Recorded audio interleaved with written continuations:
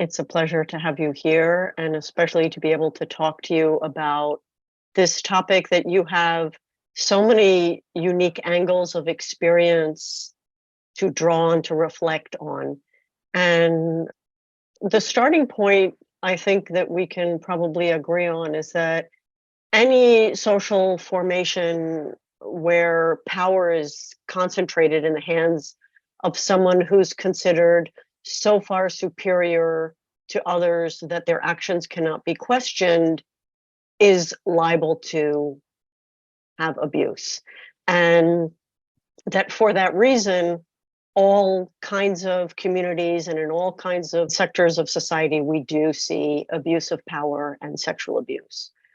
And that observation does not mean that we naturalize it or normalize it. And there are a few times when I've heard or seen Buddhists admit that there was abuse in their communities, they'll say, well, there was abuse here, but it happens everywhere.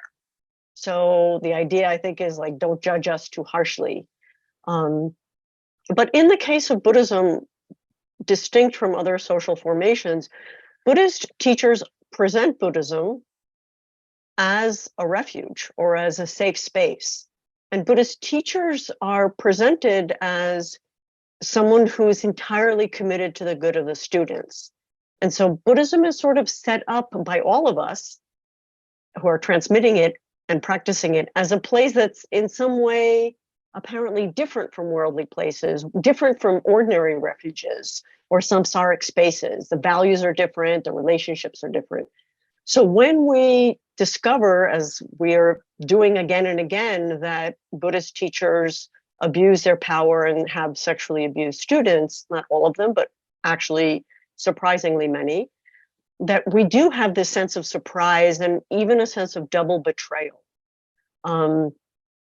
And you've experienced that, coming to be aware that there are seriously unhealthy dynamics in Buddhist communities in a number of different times in your career. You came to realize that the Buddhist community that you were practicing in initially was a cult.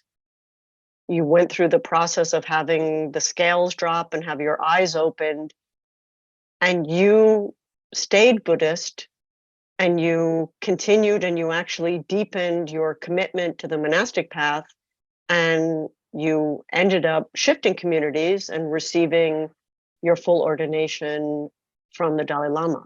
Then you've been so active in other communities, helping educate around cult dynamics and having people understand and able to identify what are healthy dynamics. And then you have ended up being, as far as I know, probably the only Buddhist monk within Tibetan Buddhism to speak openly about abuse. And certainly you are a person that many, many survivors of abuse by Buddhist teachers seek out as a resource, seek out as someone they can talk to.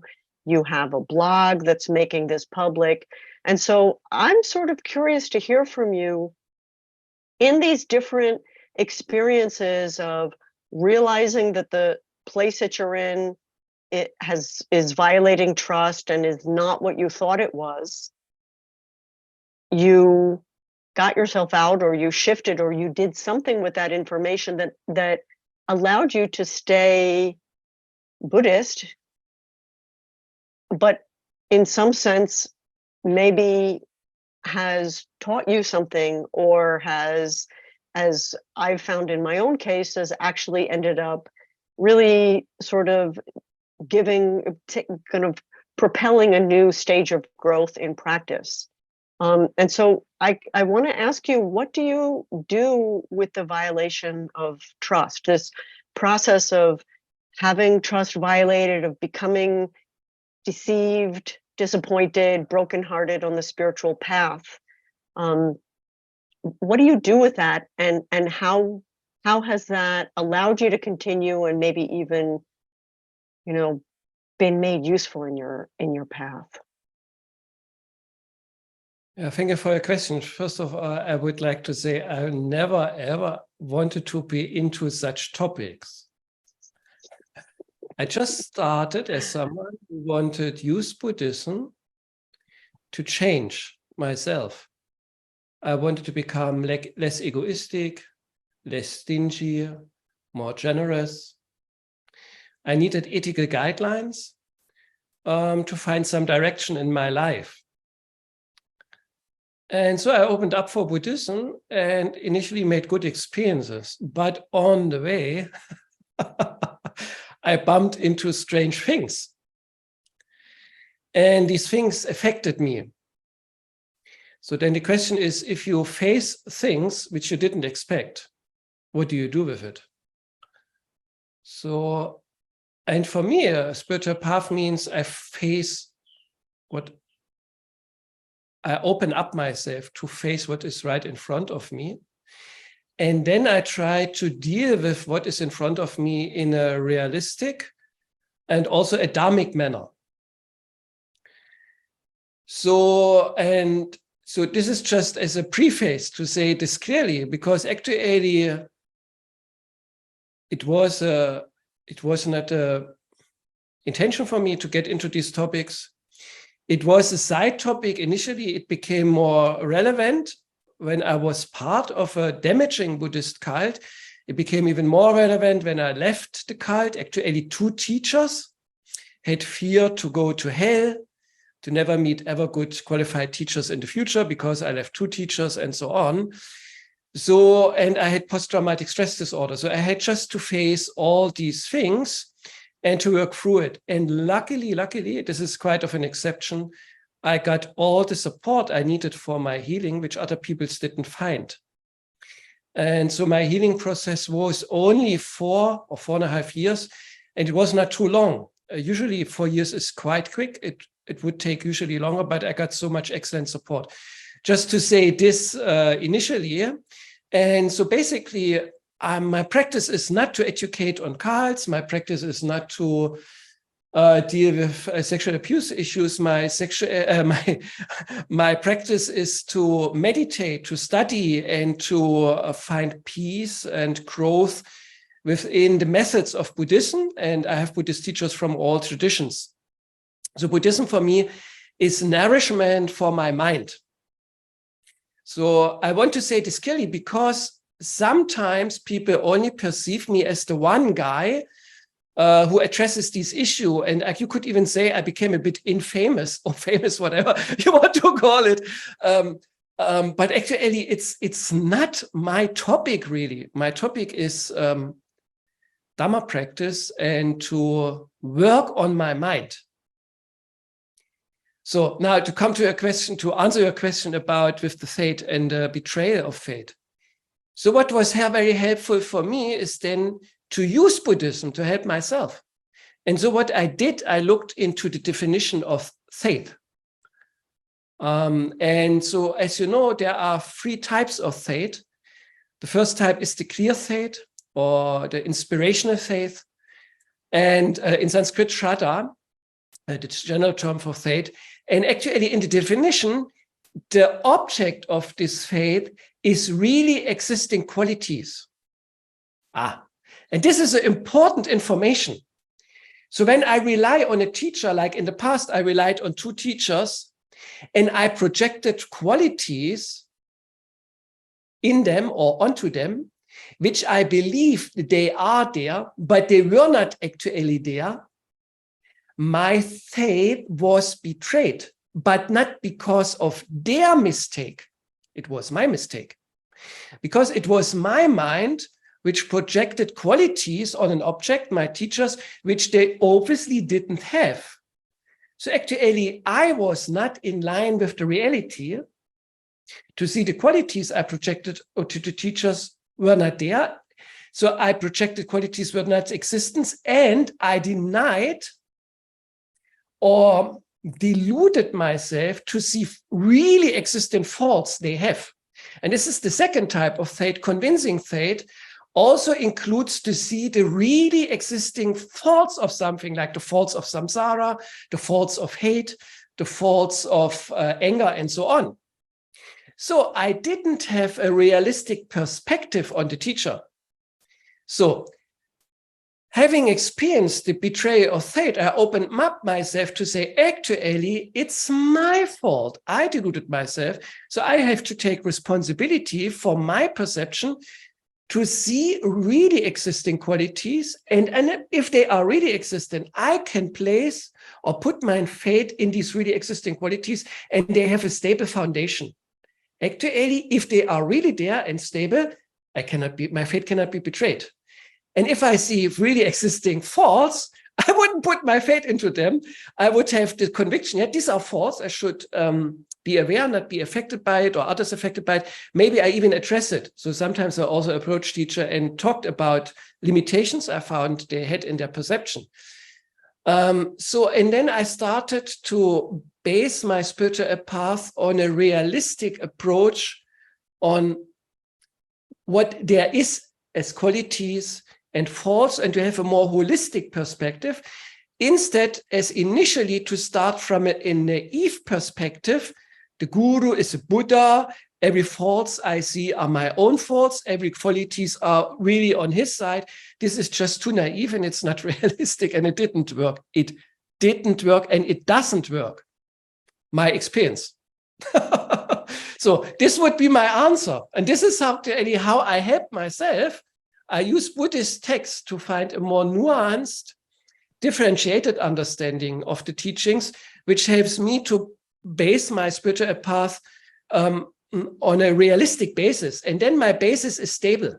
And if my basis is stable, I can walk, I can go on my path.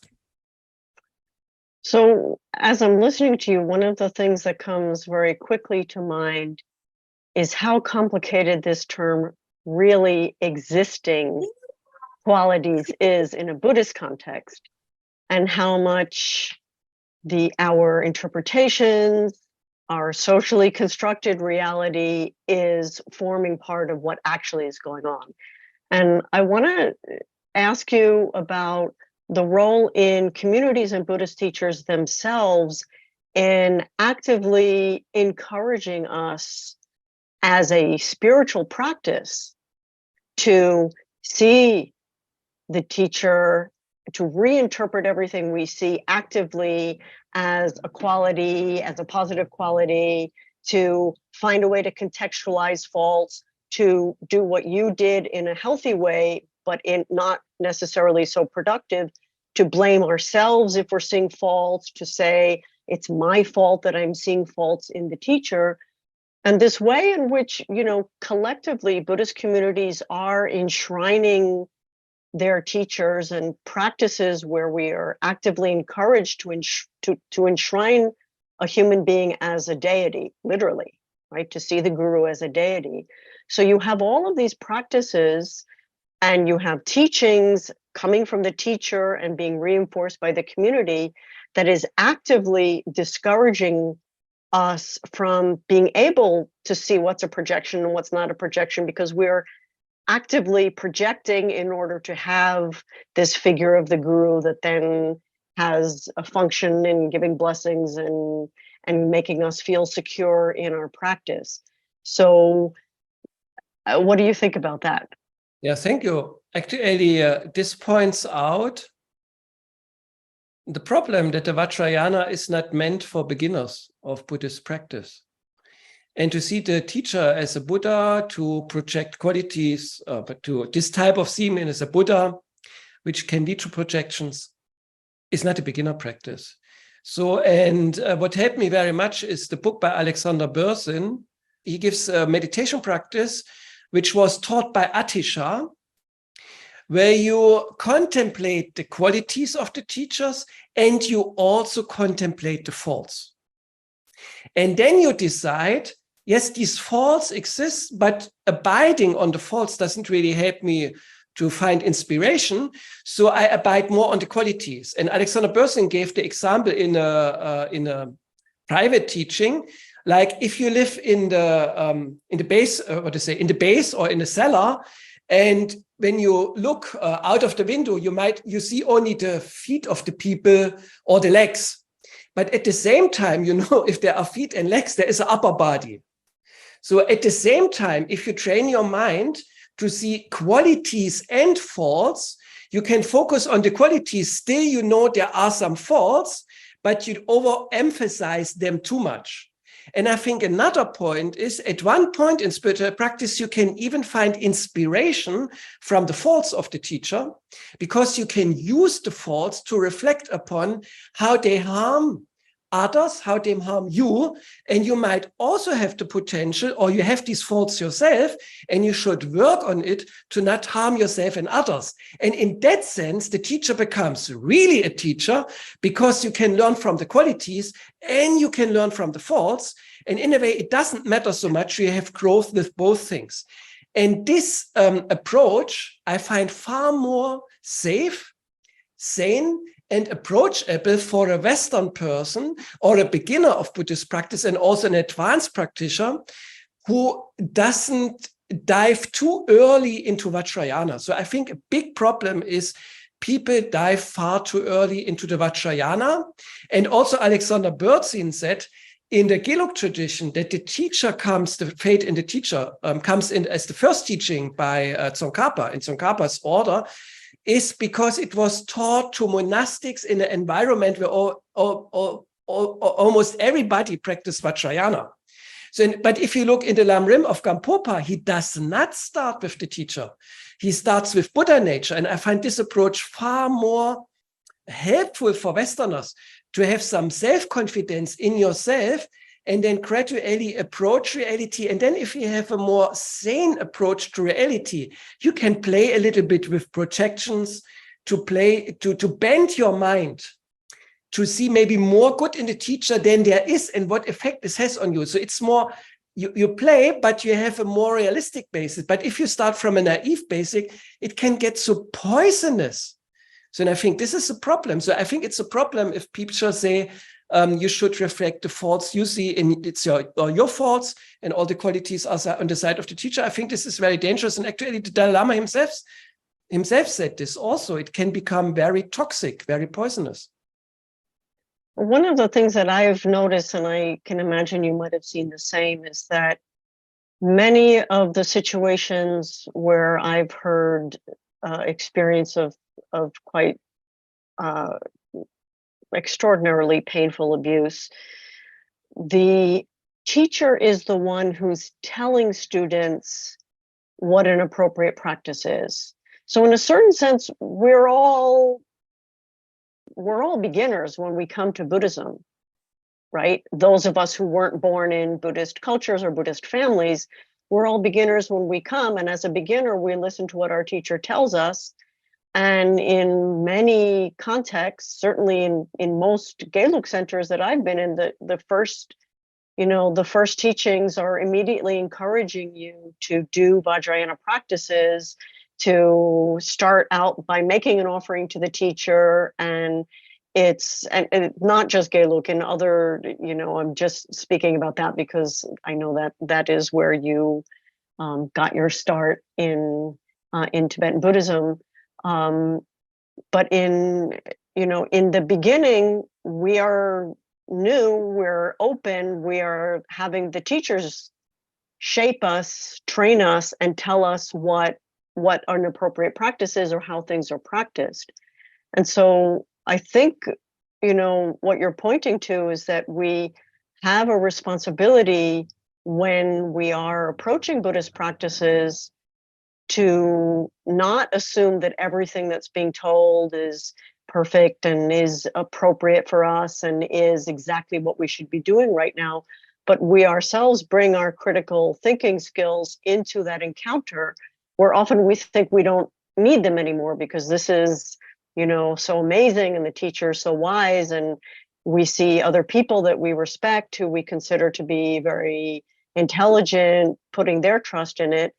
But actually, we need to be applying and asking ourselves this question: which of these practices could lead to abuse? Which of these practices could lead me, to shut down aspects of my critical thinking that will get me into a lot of trouble? What are elements of what's going on that actually need to be actively questioned.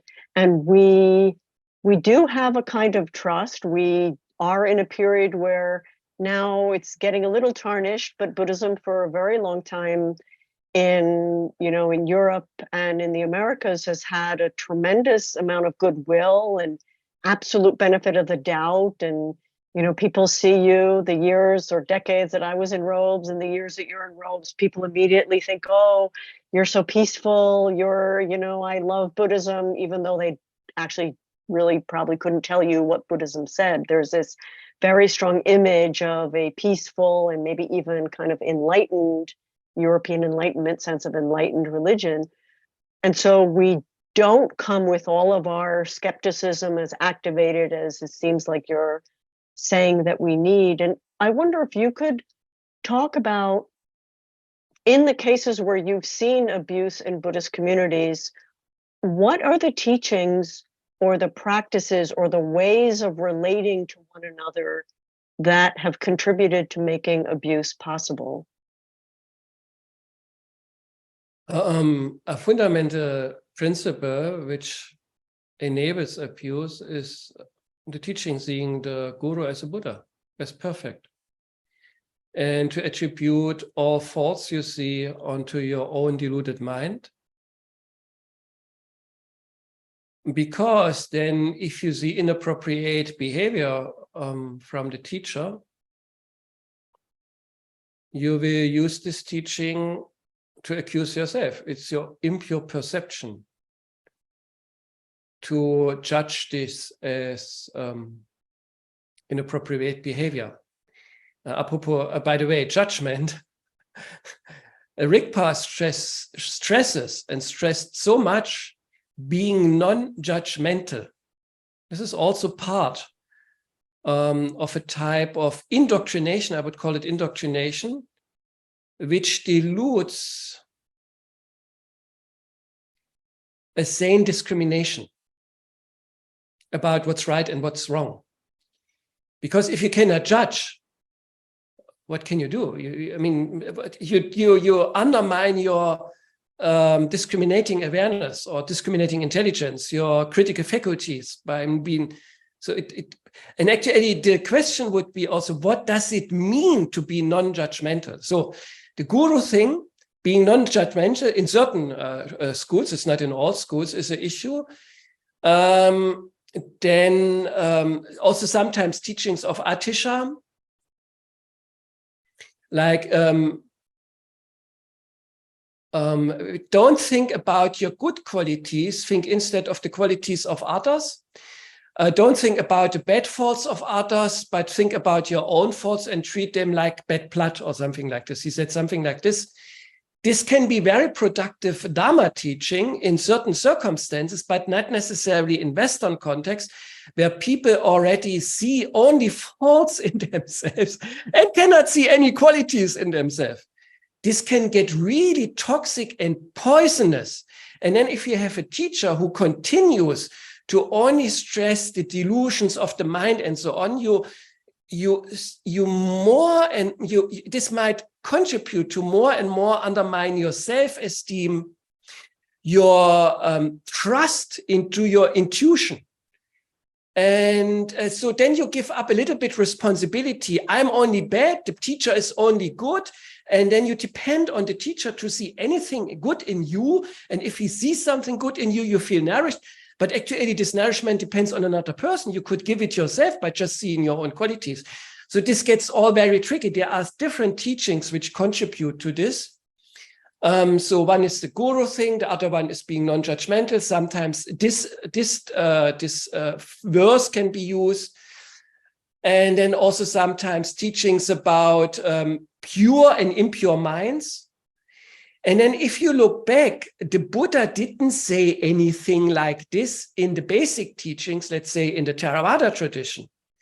The Buddha said, a good student will praise what is praiseworthy, will not praise what is not being praiseworthy, but will dispraise what is worth to be dispraised.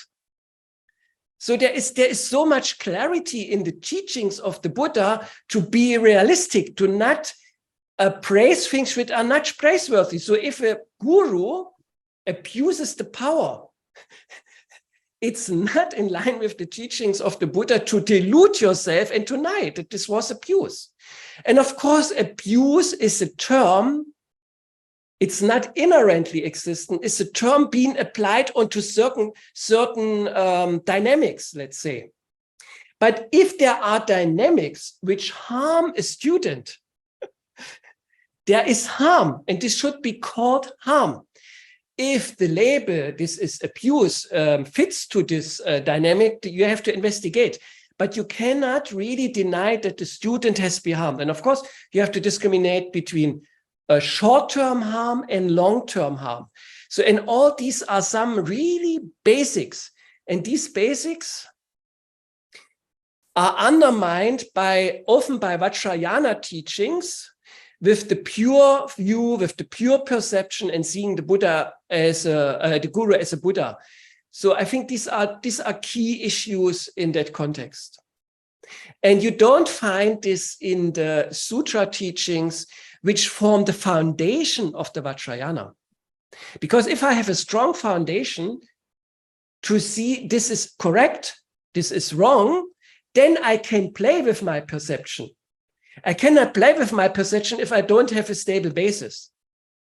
So to give another thing, which is very important and often not looked at and also rarely taught, if you look into Tsongkhapa Slam Rinpoche Mo, he explains 3 qualities of a student you must possess to be an appropriate vessel for the Mahayana Dharma, not Vajrayana Dharma, Mahayana Dharma. And the first is intelligence, to be able to discriminate wrong from correct teachings. So, and the first question you can ask yourself, am I able, if I listen to a teacher, to say, no, this is wrong. This is not correct what you are telling. If I'm not able to discriminate wrong from correct teachings, I lack the first qualification of a student. The next is to be unbiased, which means you don't take sides to a certain tradition or school of thought. And Tsongkhapa says, if you take sides, this dilutes your perception and you will see faults where there are no faults. And implicitly, he says, you will see qualities where there are no qualities. And then you are already in the realm of the projections. And the projections, they disconnect you from reality. Being disconnected from reality, your spiritual path is not based on reality. It will go wrong. And the third is the effort, which basically means you have a really deep wish to attain full enlightenment, which most people don't have. Because if you have a strong wish to attain enlightenment, you have a broader perspective on life and your spiritual path, and your mind is far more flexible to deal with difficulties. So, and then Tsongkhapa ends this section in his book about these 3 qualities, intelligence, unbiased, and diligence, by saying, look in your mind if you have these qualities. If you don't have them, make every effort to cultivate them in this life. And I think most students don't have these qualities, never heard about these qualities. And that's why they are carried away by misleading teachings. And teachers can tell them everything, and they just believe it. So you've just made so many different points that are so important. One of them I want to go back to and kind of see if you'd be willing to expand the verse that is encouraging us to see ourselves as repositories of faults and see others as the ones who have all the qualities. And I have been asking myself for quite a while now whether, in some sense, part of the success of Tibetan Buddhism in Europe and American cultures has been the way that it's been able to tap into self-hatred, maybe too strong a word, low self-esteem. And one of the things that I have started thinking about with quite a lot of discomfort on my part is looking at which were the teachings that I sort of heard most clearly and that also were being sort of very consistently transmitted, like everything that you do is contaminated by the 8 worldly dharmas. Everything you do is full of self-interest. Everything you do is egotistical. And noticing that if we think about what was the 3-month retreat, you know, like people who really want to do some serious practice, what was a 3-month retreat that was offered again and again and again in different contexts? It was Vajrasattva practice, which is purification of one's own negative karma, where you spend 3 months thinking about all the bad things you did and asking for some deity on your crown to purify you. So how much that reinforces and taps in. And I say this because those were the 3-month retreats that we did initially. We held big group 3-month retreats where we were doing that practice. And even though, you know, I very consciously tried to sort of, let's focus on, okay, the faults, you know, they don't stain us, let go of them, see yourself as pure. What has brought people in and what makes this a compelling practice for them to dedicate 3 months to is that they feel themselves to be full of errors and negative karma and horrible deeds that they need to purify. And so to what degree have we been hooked in and had this exacerbated by teachings that are reinforcing that? And certainly the way communities are structured, where the students are more or less all here on the ground making prostrations to the holy beings who are above us, who are superior to us, who are pure while we're impure. And so just this, I want to ask you whether you think that besides just that quote from Atisha, this tendency to speak to our low self-esteem or self-hatred, or the willingness to see ourselves as full of sin or as sinners that we are bringing to our encounter with Tibetan Buddhism, might have formed part of the way that our practice and our communities get configured and how abuse becomes possible or more likely. I learned a lot from Alexander Berzin. So he was one of the sources who helped me to sort out what went wrong. And he kindly gave a community of former harmed people from the New Kadamba tradition, my former cult, private teachings. And so he explained also a cultural background. And he said in Tibetan culture, at least in the past, there was not this type of self-hate. He said actually Tibetans have quite a lot of self-confidence, maybe a little bit too much. But they don't have to struggle with looking onto themselves in a negative way. And then if you look into the book by Howard Cutler, The Art of Happiness, he interviewed the Dalai Lama about self-hate, and the Dalai Lama didn't understand what he was talking about. And so then the Dalai Lama asked back, do you mean people in the West, they don't cherish themselves? And then Howard Cutler said, yes, exactly, they don't cherish themselves. What do you say about this? And then the Dalai Lama replied back, I don't understand. I don't understand. And there are many. And he said, "Oh, are there many people who don't cherish themselves?" And Cutler said, "Yes, there are many." And so, what do you say? And the Dalai Lama said, "I cannot say anything, because this is not an issue. Self-hate, to hate myself or not cherish myself, is not an issue in our culture." So he was totally unused to the idea to not cherish yourself and to hate yourself.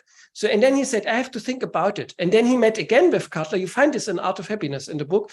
And then he said, actually, I think we don't have this idea of not cherishing ourselves and hating ourselves, because we have this understanding of Buddha nature. And I think this is really deeply ingrained in Tibetan culture, this Buddha nature concept. So we are basically good, and this is our identity. And in our culture, it's more like the original sin. We are basically bad. And then we grow up in an environment where always people see in us what is not correct, what should be improved. And so we grow up in a deficit culture. Something is wrong with me. I'm not good enough, and so on.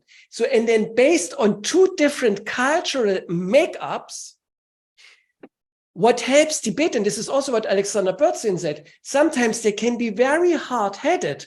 So they have this type of punishing a little bit with the Dharma. You're totally stupid. Don't think about your good qualities. Think about your faults, to open up the mind, to get a little bit more flexible and soft, to open up yourself to work on it.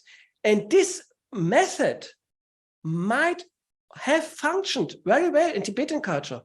But in the West, it met a culture where people already hit themselves too much, are already too much unkind towards themselves. And so these teachings then supported patterns of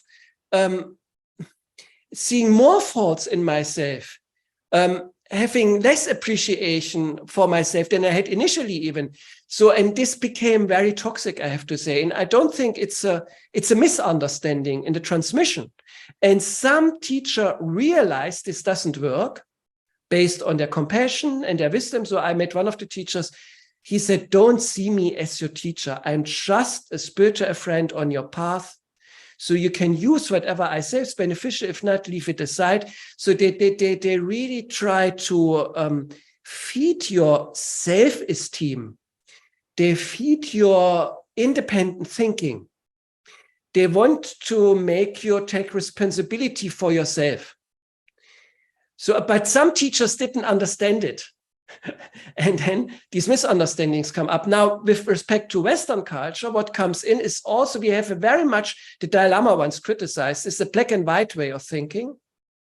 So something is either totally bad or something is totally good.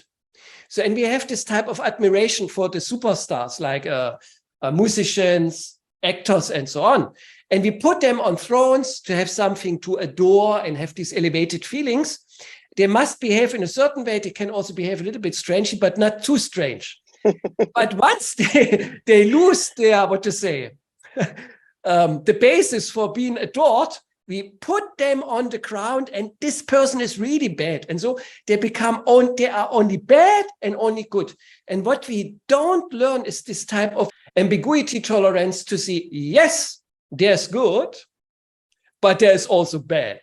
And good and bad can coexist. And actually, this is what the Buddha's teachings say. And this is complexity. And complexity is part of at least scientific thinking. And it's part of Buddhist thinking, complex dependent arising. And naivety, black and white thinking, is not. So we must grow, or we must get out of this naivety mode.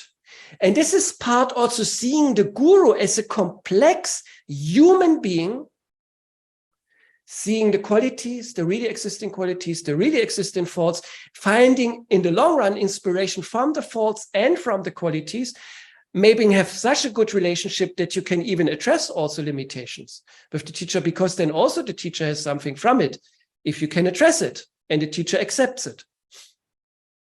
So yes, I think there is much went wrong in the transmission, but there is also a change, and some teachers learn this doesn't really work, and they have more this type of nourishing mode to rather help you to build up some self-esteem. So, and then for Western culture, I would say I would reverse Atisha's teaching, start to think about your own qualities and delight in them, because this is rejoicing in your own qualities is spiritual practice. This is mudita, and it starts always from yourself. And then you build up a healthy self-esteem. You see your really existing good qualities, not projected one. Yes, this is really there. Oh, wonderful. And then you also open up to see your really existing faults. You say, yes, this is also there. But there is more than this. So if someone addresses your really existing faults, says, yes, true, I really have this limitation. You are so right. But this doesn't undermine your self-esteem, because you also have some qualities. And this is a healthy self-esteem, which is realistic. If your perception into your qualities is realistic, in your faults, you have a healthy self-esteem. This has a stable basis. Once you have done it with yourself, you can do it with others. So, and I think most people missed the first part. I just want to jump in and say, because Buddhist teachers, we say so many things that sound great. And this that you just said sounds great, but I've observed in your handling of when you've received criticism on your blog, how absolutely willing you are to look at the possible criticism, to recognize when it's valid, and to set it aside when it's not valid without becoming defensive or, in any case, hostile towards the person who's criticizing you. And it's something that I have observed and really admired, every time that I see it, because I just want to say that you're practicing what you're preaching very much. Thank you. But does this make sense what I said? Yes, absolutely. Does this answer your question? Does this answer your? Yeah, perfectly. I want to think about the role of community. We've been thinking about what teachers practice and what we can do individually in our acceptance and questioning of Buddhist practices. One of the things that has manifested again and again is that when there are allegations of abuse, communities will line up and circle the wagons around the teacher. Communities often are participating in the justifying of abuse, even when they hear of conduct that in any other part of their life they would immediately recognize as either criminal or, maybe just, harmful. That communities, all of us collectively, participate in not just enabling, in generating trust in a teacher who's not trustworthy, but also finally in justifying and covering up abuse. And there is this dynamic where we come to the Dharma, we become part of Buddhist communities, our values shift, our worldview shifts, we often get out of sync with the surrounding society, or the friends and family that we had interacted with a lot don't quite understand us. We're not quite so aligned with them any longer. And our participation and our membership in a Buddhist community is very important, because it's a place where those values and that way of being make sense. And also people come to religion not just for spirituality, but also for a sense of belonging, for community. That's one of the things that draws us. And so we have an identity that's very important to us that only makes sense in a Buddhist context. And we're getting all of the important basic human need for belonging satisfied in a Buddhist community. And that makes it extremely difficult and painful to recognize this community is toxic, or we are supporting someone who's harming people. And I just kind of wonder whether you've observed that and what you think about it. 2 points, or 3 maybe. One is, this is the problem. The desire or the basic need or human need for belonging. Wanting to belong to something makes you vulnerable. And identity too. So identity and belonging lead to a certain type of bondage or fixation. But if I don't know if the term bonding is correct here in the English context, but if this type of relationship is towards a healthy environment, then you have nourishment and growth. But it's not to a healthy environment, it can poison you. And initially you cannot really know it. So that's why it's an experiment to check environments if they are toxic or non-toxic, if they are more healthy than toxic. And so one of the advices I got from teachers is to go to different teachers and different communities and to check them. And I think this is a wise approach to check different types of community and to live a little bit with them. I also give this sometimes advice to people who want to become a monk. It's also not so easy to check different monasteries and different monastic environments and to make some experience. So then by this type of exploration, which is also a type of a test, you can even say an experiment, you find out more, this doesn't work so much for me, this works better, this is not really safe, this is safer, this fits more to my personality, and so on.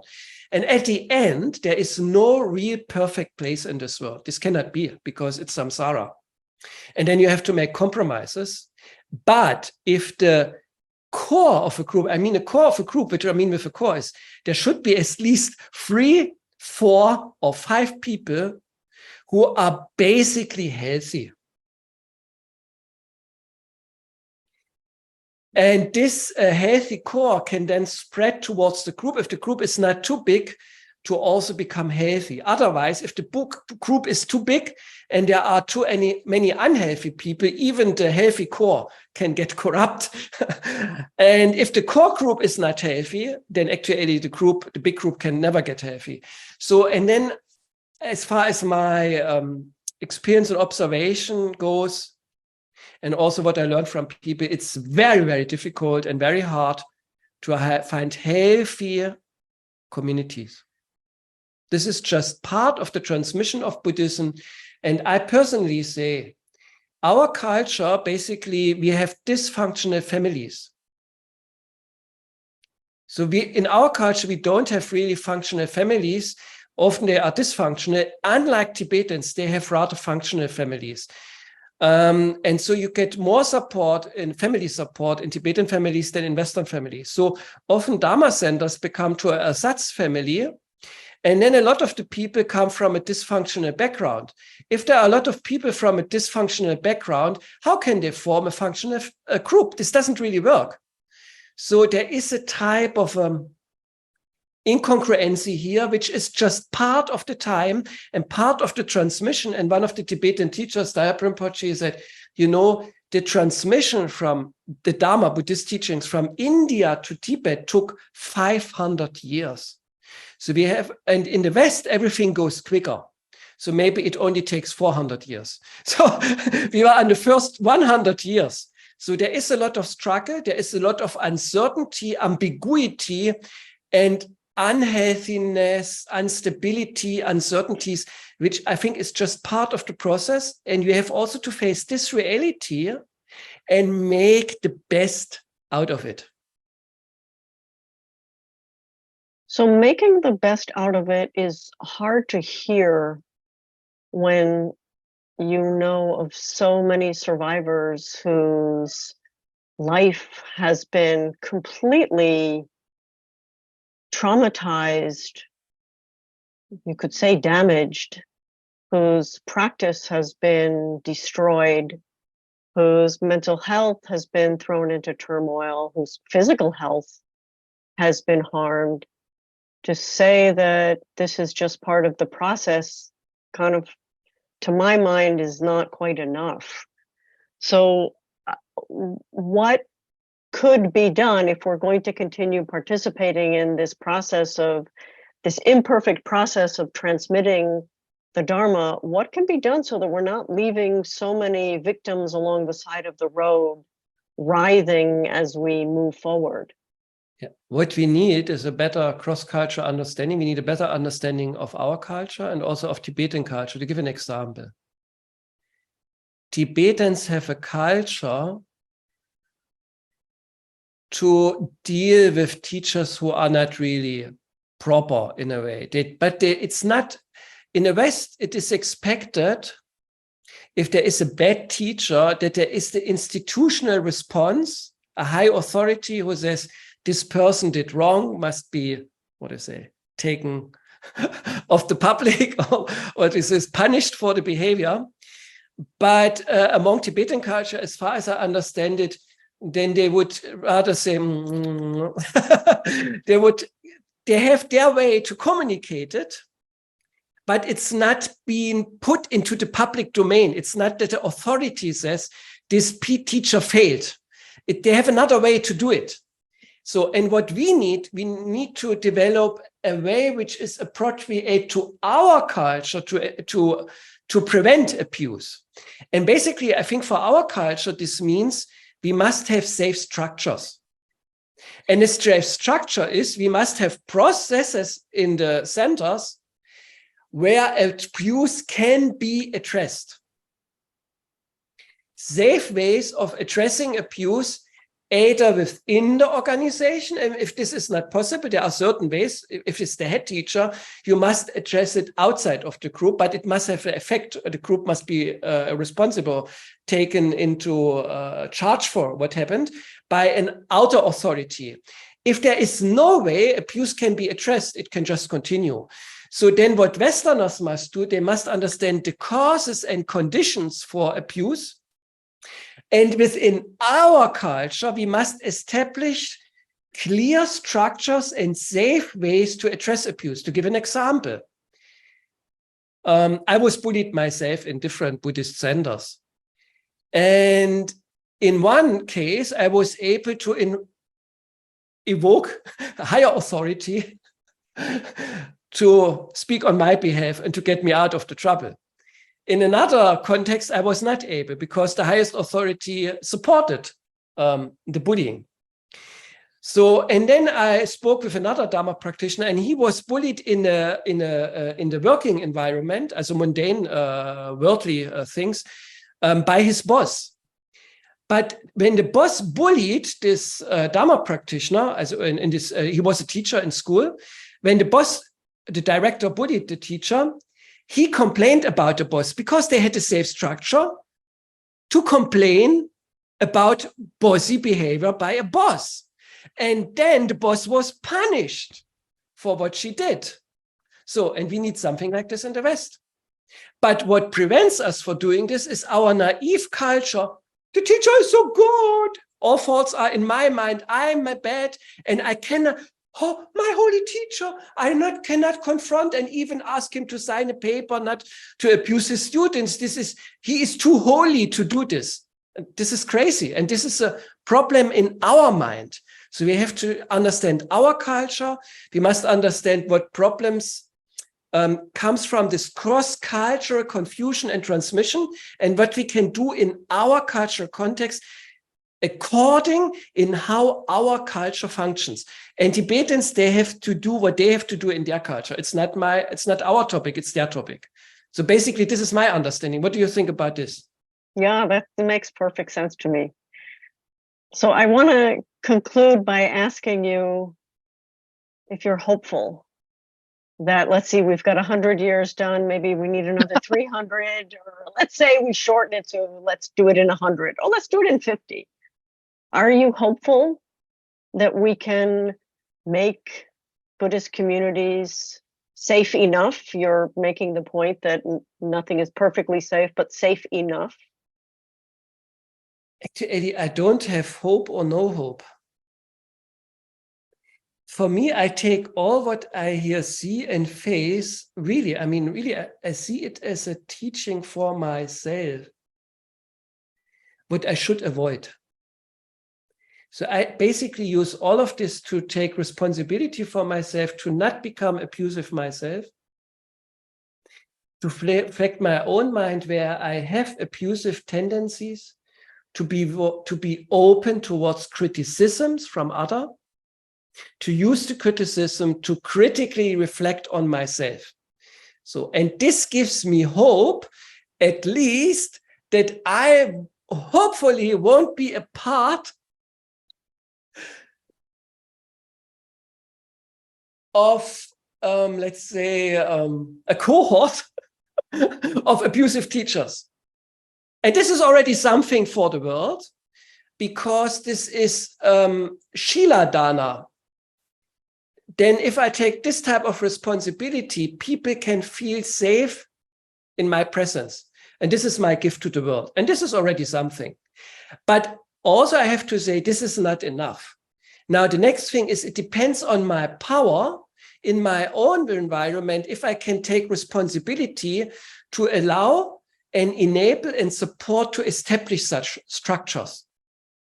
So now, personally, in my situation, I have some people who come to my courses and they want this type of safe environment. So we set up a certain structure and we do it very basic mode, and very few people are this actually. And so I also was part of the German Buddhist Union, and we also worked on structures. I did some parts on it. I could have done more, but I didn't find the time so much. So I also put energy into enabling structures in where I have power to do so. And critically, I could say I have more power to enforce such structures than I actually used. So I could have done more, but it did something. So this is another thing we can reflect. First of all, I take responsibility for myself. I use all what I face to use it as a correction, not to go this direction. And then it's beneficial for myself and others. And then based on my environment, I took what I can do in my environmental field to enable such structures. And this can be also part of a group mentality to discuss this with the group. What we can do, what can we do to use external sources like the 30, there is a group in Great Britain which helps organizations to have safe culture, establish a safe culture where abuse can be addressed or abuse doesn't happen initially. So I think this is, and so if I am realistic with what I can do with myself and take responsibility, realistic with my environment, this gives me hope, at least in my near environment, I don't contribute to bad things. I think more I cannot do because I don't have control over other teachers and other groups. Actually, I would ask everybody who listens to this, take responsibility to demand in your Buddhist group and environment for a healthy and safe structure. I mean, a really structure where abuse can be safely addressed and where there are reliable procedures to address abuse. Because many Buddhist groups say, we don't need this. We have the shilas or the basic ethics, but this doesn't work. This doesn't work. So what everybody can do to demand this, and what we did in the German Buddhist Union, we had a self-commitment for ethical values. Teachers should not have sex with students. And we put on the website of the German Buddhist Union which Buddhist groups signed this self-commitment. And then someone can see, oh, this group didn't sign it. So what ethics are with them? And then you can be a little bit suspicious, but maybe they have even better rules. You have to find out. But this can also help. And so if we don't take responsibility to demand safe structures and to work on it, nothing will change. I would also add not just having a structure, but having a reporting procedure or a body that you can report to that is independent of the organization, because everyone in the organization has their primary loyalty to the teacher finally. Yes. Actually, Carol Metchasin says, if there is abuse on a higher hierarchical level in a Buddhist organization, it can be even done in the Buddhist organization, but if it refers to the head teacher, you need necessarily an external organization. And so what we discuss is a very complex topic. It's about safe procedures and structures. And there are professional organizations, even Dharma organizations, who help Buddhist communities to establish those structures. And we can now demand it. Yes, I think this can give us hope if everybody uses their power to demand this. I also just want to acknowledge that you're using your abilities and your time to speak about it and to serve as a condition for reflection. And I know that this time that we've spent together, you've shared so many different elements that I think for anyone who hears them will give really a lot of inspiration to think and to rethink, and hopefully for all of us collectively from wherever we do have power to be contributing together. So I want to thank you for using your power to speak out here and to sharing all of the experiences and the deep thinking and practice that you've done around it. Thank you, thank you, thank you. And everything good for you and everybody who has heard this. Bye-bye.